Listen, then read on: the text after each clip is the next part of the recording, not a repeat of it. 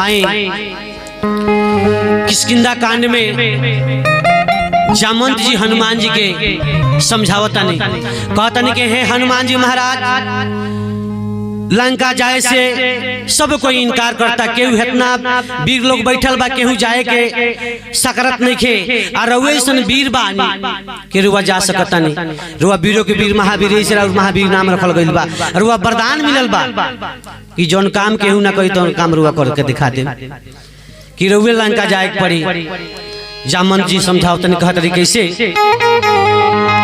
कि आर रउर में भरल बार गुनावा, हार रउरे में भरल बा गुनावा, रउरे में भरल बा।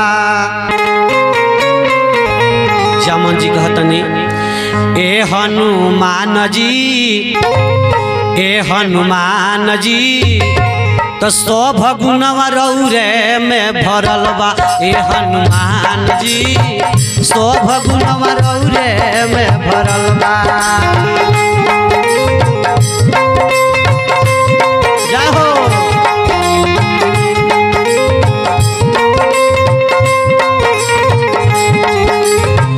रउरे में भरल बा गुणवा, रउरे में भरल बा गुणवा, रउरे में भरल बा गुणवा, रउरे में भरल बा। ए संजय भैया, हनुमान जी की कृपा की राम चलत रहो सही। रउरे में भरल बा गुणवा, रउरे में भरल बा गुणवा, रउरे में भरल बा। ए हनुमान जी, सब गुणवा रउरे में भरल बा। ए हनुमान जी, सब गुणवा रउरे में भरल बा।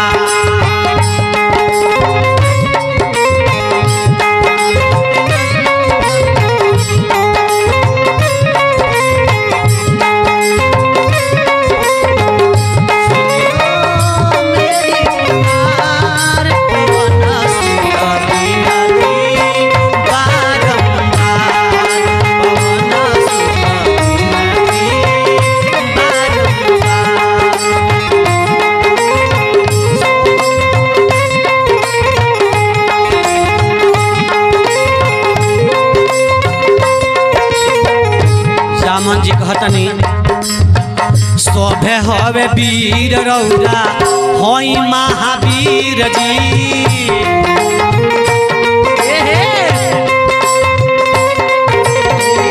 राम के देखा दिहनी आपसी नचीर जी।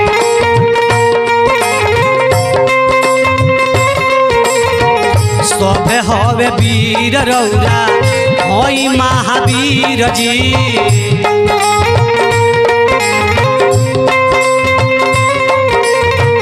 राम के देखा दिहनी आपसी नचीर जी।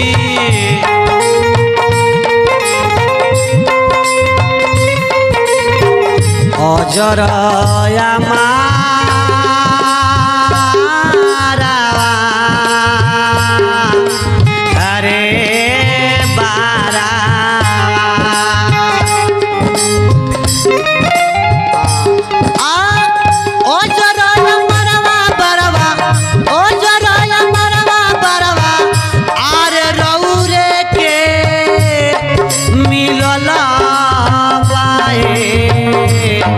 हनुमान जी,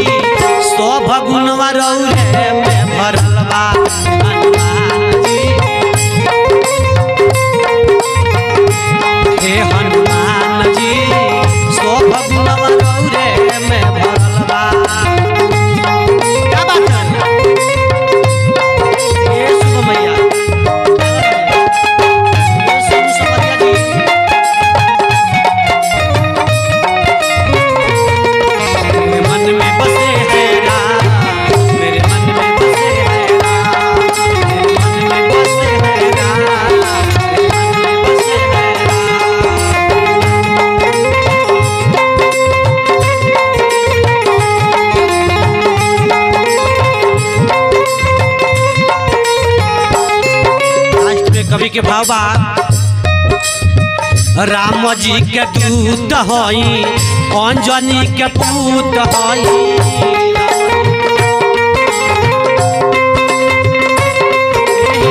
बाबा रौरे के देखते अब भाग जाल भूत हई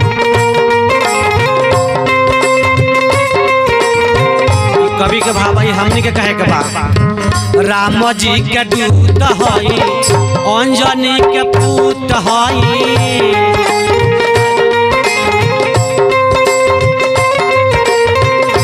रउए के देखते अब भाग जाल भूत हई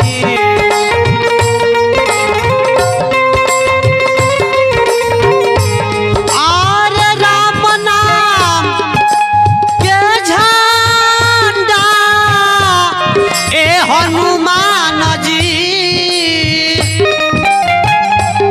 सारा दुनिया में फहराए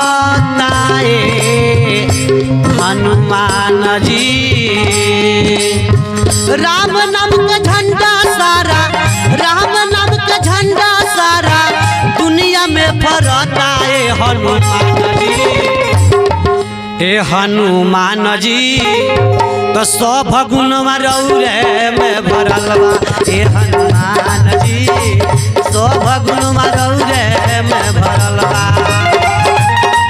जाहो जाहो ए सुरेश सागर जी ए जिया जी संजय भैया हो सागर भाई ए सोनू सोने सुंदर बाबू ए विजय शंकर भैया हो भगवान के नाम ले लो क्या बात है